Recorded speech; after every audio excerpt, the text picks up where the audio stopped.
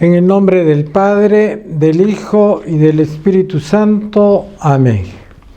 Queridos hermanos, hoy día es sábado de la tercera semana del tiempo pascual.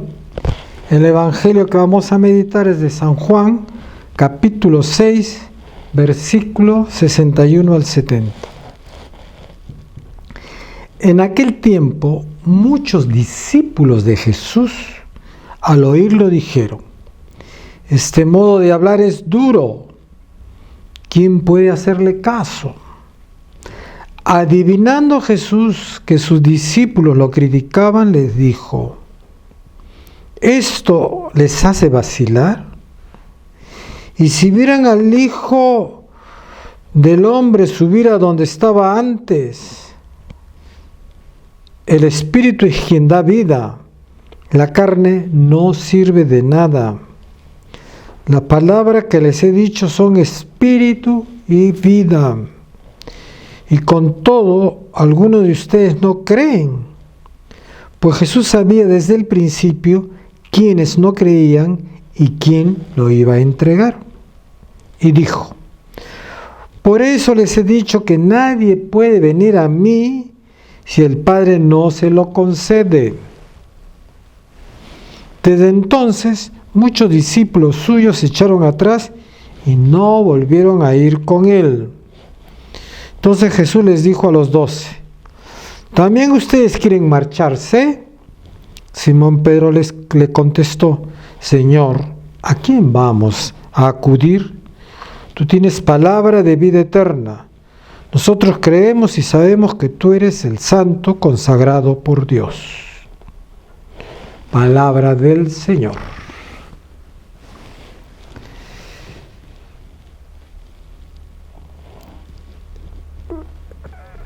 Ese modo de hablar es duro, dicen, ¿no? Claro. Es difícil aquello que no estamos acostumbrados. De lo que estamos acostumbrados no es difícil. En realidad, el ser humano, por su naturaleza que ha sido creado a imagen y semejanza de Dios, tiene la capacidad para amar, porque Dios es amor. Pero si te han educado, lejos del amor, ¿no? Entonces, para amar a Dios te va a ser difícil. ¿Y qué quiere decir amar a Dios? Cumplir sus mandamientos, pues, ¿no? Si, por ejemplo, un ejemplo, ¿no? Nosotros vemos también cómo muchas mamás enseñan a sus hijos a mentir. No vamos a criticarlas. ¿Cuál es la razón por qué lo hace? Eso no nos vamos a comprometer. No es motivo de nosotros, de esta plática. Pero sí hay madres que les enseñan a sus hijos a mentir, a robar, ¿no? Yo he visto, ¿no?, pasar por acá y decirle a su hijito ahí: sácate esa plantita, esas cosas. Entonces el chico está acostumbrado a hacer esas cosas. Y cuando entra a la catequesis, claro, le parece difícil cambiar, ¿no? Las palabras de Dios son duras, ¿no? Cuando se le enseña a decir: no debes de robar. ¿Cómo vas a agarrarte las cosas que no son tuyas, ¿no? Aprender a usar las cosas y en la calle nomás botan los desperdicios. Entonces, tienen que cambiar de manera de vivir. Es duro, es difícil, ¿no? Y por eso es que dice: ese modo de hablar es duro. ¿Quién puede hacerle caso? Eso creen ellos. ¿Quién puede hacerle caso, no? Si tú te decides hacerle caso a Jesús y le pides que te ayude, entonces lo vas a hacer. Él te va a ayudar. Nunca luches solo. Nunca, en otras palabras, nunca cargues una cruz vacía. Carga una cruz con Cristo. Adivinando Jesús que sus discípulos lo criticaban, les dijo: esto les hace vacilar. Y si vieran al Hijo del Hombre subir a donde estaba antes, el Espíritu es quien da vida. La carne no sirve para nada. En otras palabras, lo que te salva es tu orientación al Señor, ¿no? Tu comunión con Cristo, no lo material, ¿no? que te vistas última moda y que para eso te dediques a hacer dinero, que des fuertes limosnas, eso no te va a salvar. Te va a salvar tu vida espiritual, tu vida en comunión con Cristo, ¿no? Amar a Dios, y amar a Dios significa cumplir sus mandamientos, ¿no? Amar al prójimo, donde encontramos la justicia social, ¿no? Y en estos dos mandamientos están relacionados con tu espíritu, ¿no? Muchas veces vemos las situaciones difíciles que vive el país, vemos reacciones violentas de la gente, ¿no? Pero ¿cómo no va a haber reacciones violentas de la gente si no estamos acostumbrados a amar al prójimo? Si a los poderosos no se preocupen de que sus trabajadores no les falte la comida, que no les falte casa, que no les falte alimento, que no les falte la salud, ¿no? El problema en sí que tenemos en nuestro país para que haya justicia, el problema radica en que no amamos a Dios y no amamos al prójimo. Porque si vivíamos una unión fraterna, entonces la gente viviría contenta, no tendría motivos para reclamar, ¿no? Pero ¿cómo no va a reclamar el hombre que no tiene pan para llevar a su casa, ¿no? Ahora con la enfermedad del COVID, ¿no? Comienzan a dar las instrucciones, lavarse las manos. Pero la mayoría de la población de Lima no tiene agua, ¿no? ¿Cómo le puedes decir que se laven las manos? ¿Por qué no se preocupa el gobierno por los problemas que tiene la población para irle solucionando, ¿no? Están esperando que la gente reclame. Y después se reclama, te molestas porque reclama, ¿no? Entonces, ese no es el camino para solucionar las cosas. Por eso dice el Señor, el Espíritu es quien da vida, la carne no sirve de nada, ¿no? Aquí en el Espíritu estamos en esa unión con Cristo. Si los gobernantes, los gerentes de fábrica tendrían esa unión espiritual con el Señor, los problemas tendrían otra manera de solucionarse.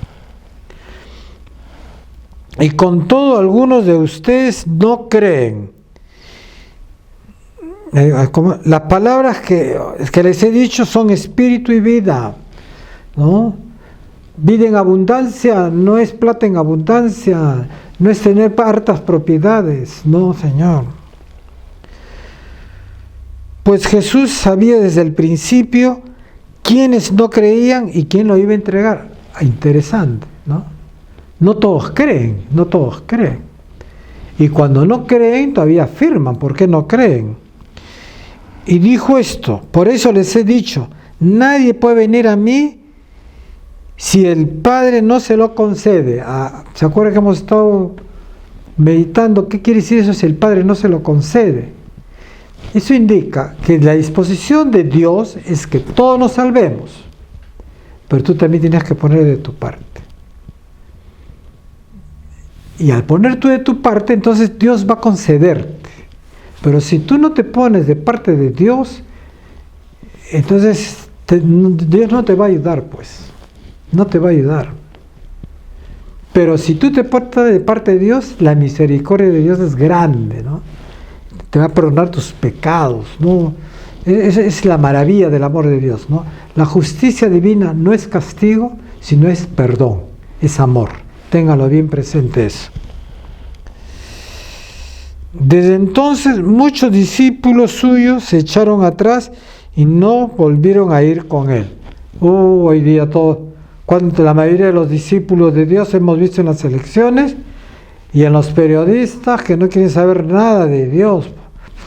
Qué terrible es eso, no quieren tomar a Dios hay que tomar en la vida cotidiana, hay que tomar en cuenta a Dios, ¿no? Por eso es que acá dice bien claro el Señor, el Espíritu es quien da vida, la carne no sirve de nada.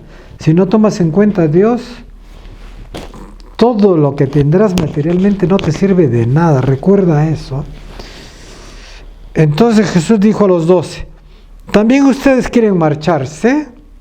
Simón Pedro le contestó: Señor, ¿a quién vamos a acudir? ¿No? Hermanos, si no creemos en Dios, ¿a quién vamos a acudir? ¿A lo que dice un político, a lo que dice otro dirigente? ¿La palabra de ellos vale más que la palabra de Dios? No, hermano. No. Tenemos que tener mucho cuidado cuando escuchamos las reflexiones que nos pasan por internet, ¿no? Esa reflexión está de acuerdo al modo de pensar de Dios, ¿no? Recuerden las palabras que le dijo Jesús a Pedro cuando Jesús dijo que va a pasar la pasión y Pedro le respondió: no lo vamos a permitir. El maestro, vamos a permitir que pase la pasión. Y Jesús le dijo: aléjate de mí, Satanás.